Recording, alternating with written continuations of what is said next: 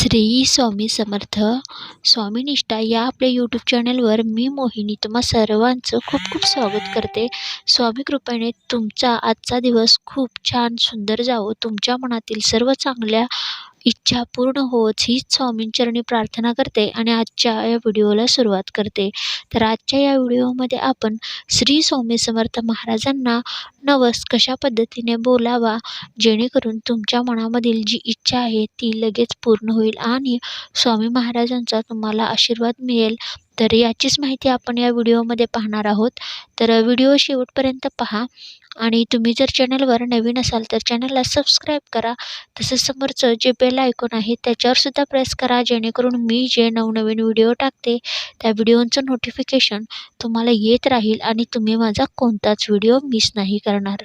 तर मित्रांनो, आपण स्वामींच्या वेगवेगळ्या सेवा करत असतो, जसं की श्री स्वामी समर्थ महाराजांचं स्वामीचरित्र सारामृताचे पारायण करणे, तसंच त्यांचं नामस्मरण करणे, अशा वेगवेगळ्या सेवा आपण करत असतो.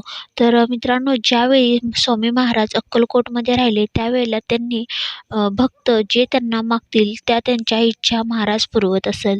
तर जेव्हा आपण संकल्पयुक्त सेवा करतो तेव्हा तर महाराज आपल्या मनातील इच्छा पूर्ण करतातच, परंतु कधी-कधी असा प्रसंग येतो की ह्या संकल्पयुक्त सेवा करणे, पारायण करणे इत्यादी गोष्टी आपल्याला जमत नाही आणि आपली खूप महत्त्वाची कामे असतात ती अडलेली असतात. जसे की नोकरीची समस्या असो, लग्नाची समस्या असो, किंवा आर्थिक समस्या असो, किंवा एखादं काम असतं जे खूप दिवसापासून अडलेलं असतं, तटलेलं असतं. तर त्यासाठीच बघा, स्वामी केंद्रामध्ये गुरुमाऊलींनी सुद्धा ही सेवा आणि उपाय सांगितलेली आहे की अशा वेळी काय करायचं आणि स्वामींना नवस कसा करावा हे सुद्धा सांगितलेलं आहे.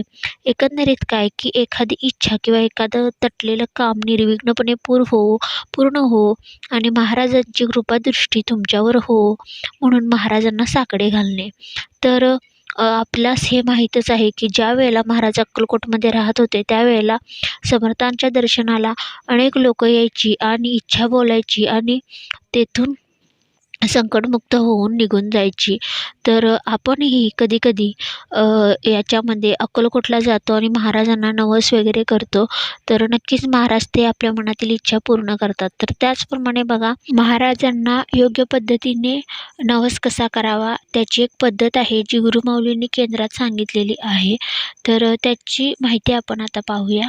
तर बघा, तुमच्या जवळपासच्या स्वामी मंदिरामध्ये किंवा जर दिंडोरी प्रणीत केंद्र असेल तर उत्तमच, कारण केंद्रामध्ये जेवढी सकारात्मक ऊर्जा आणि जे पॉझिटिव्ह वाईब असते ते तुम्हाला कुठंच मिळत नाही. त्यामुळं अवश्य जवळपासच्या केंद्रामध्ये जाऊन जर तुम्ही अशा पद्धतीने नवस केला तर नक्कीच तो लवकर फलद्रूप होतो. परंतु काही वेळा जवळपास केंद्र नसतात, तर त्यावेळी तुम्ही काय करायचं, जवळपास तुमच्या कोणतं स्वामींचं मंदिर आहे का ते पाहायचं.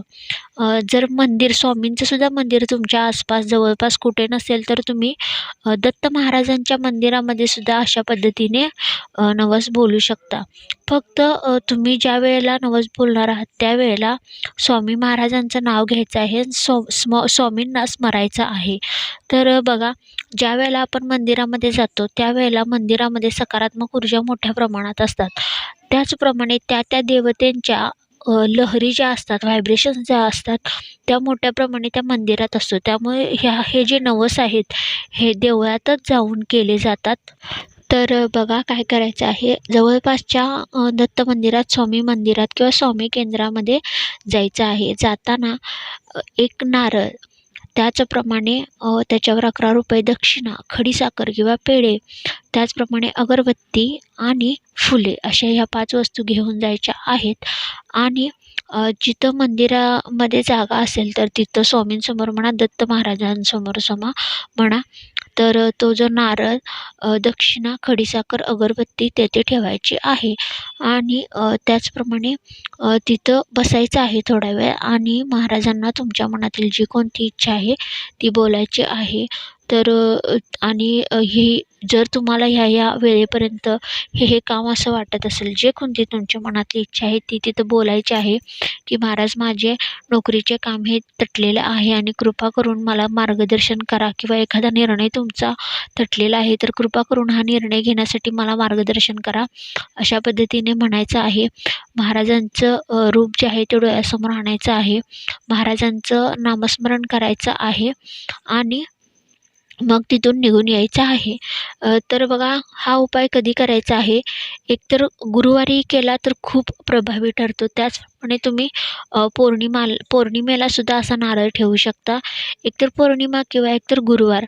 आणि ज्या शुभतिथी असतात बघा, गुरुपुष्यामृत असतं किंवा एखादा सण असतो किंवा कोणतंही असं उत्सव असतो, अशा वेळेलासुद्धा तुम्ही अशा पद्धतीने नारळ ठेवला तरी चालेल. कोणत्याही तुमचं महत्त्वाच्या कामाला जरी तुम्ही जाताना अगोदर असा नारळ ठेवून जर गेला तर नक्कीच त्या कार्यामध्ये यश येते. तर अशा पद्धतीने महाराजांना नारळ ठेवून केलेलं कोणतेही कार्य असो किंवा नवस असो ते पूर्ण होतेच, असे आपलं परमपूज्य गुरुमाऊली स्वामी केंद्रामध्ये सुद्धा सांगतात. तर देवीला जसं भागबांधणी करून आपण नवस बोलतो किंवा इच्छा करतो, तसंच महाराजांना श्रीफळ आणि दक्षिणा, खडीसाखर, अगरबत्ती ठेवून आपण नवस बोलत असतो. तर अवश्य अशा पद्धतीने तुमच्या जवळपासच्या केंद्रामध्ये म्हणा किंवा मंदिरामध्ये जाऊन असा नवस करा. नक्कीच तो फळाला येईल आणि तुमच्या मनातील जी कोणती इच्छा आहे ती पूर्ण होईल. तर बघा, स्वामी सेवेत असताना हे सुद्धा नियम पाळणे महत्त्वाचं आहे, की आपण कोणतं चुकीचं काम केलं नसलं पाहिजे. आपण चोरी, लांडी, लबाडी म्हणा किंवा वाईट गोष्टींचं समर्थन केलं नसलं पाहिजे. जर आपण योग्य मार्गाने चालत असू, जर आपण प्रामाणिकपणे कोणतंही कार्य करत असू, तरच महाराज त्यात तुम्हाला यश देतात. नाहीतर तुम्ही असं नवस वगैरे करणार, महाराजांची सेवा करणार आणि चोरी, लांडी, लबाडी, चुकीच्या गोष्टी करणे, बेकायदेशीर गोष्टींना प्रोत्साहन देणे, अशा जर गोष्टी केल्या तर महाराज तुमच्या सेवेला कधीच फळ देत नाहीत. त्यामुळं अवश्य जेवढे तुम्ही प्रामाणिकपणे आयुष्यामध्ये जीवन जगाल तेवढे कर्म चांगले करा. नक्कीच महाराज तुमच्या कोणतेही कार्य असो त्यामध्ये यश देतात. आपण जेवढे प्रामाणिकपणे राहू आणि प्रामाणिकपणे कर्म करू तेवढे महाराज आपणास शक्ती देतात, बळ देतात. ह्यासोबतच तुम्ही अवश्य दररोज श्री स्वामी चरित्र सारामृताचे 3 अध्याय आणि 11 माळी जप करणे. जर तुम्हाला एका बैठकीमध्ये ह्या 11 माळी जप करणे जमत नसेल तर तुम्ही दिवसभरात कधीही फिरता, उठता, बसता अशा पद्धतीने महाराजांचं नामस्मरण करू शकता. त्यामुळे काय होतं, तुमच्या मनातील जी इच्छा आहे ती लवकरात लवकर पूर्ण होते. जेवढं तुम्ही महाराजांचं नामस्मरण जास्त करणार, जेवढी तुम्ही जास्त सेवा करणार, तेवढाच महाराज तुम्हाला मेवा खायला देणार. हा सर्व स्वामी भक्तांचा आणि माझासुद्धा अनुभव आहे.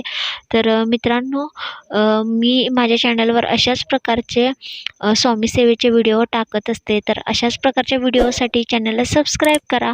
तसं समोरचं जे बेल आयकॉन आहे त्याच्यावरसुद्धा प्रेस करा, जेणेकरून मी जे नवनवीन व्हिडिओ टाकते त्या व्हिडिओचं नोटिफिकेशन तुम्हाला येत राहील आणि तुम्ही माझा कोणताच व्हिडिओ मिस नाही करणार.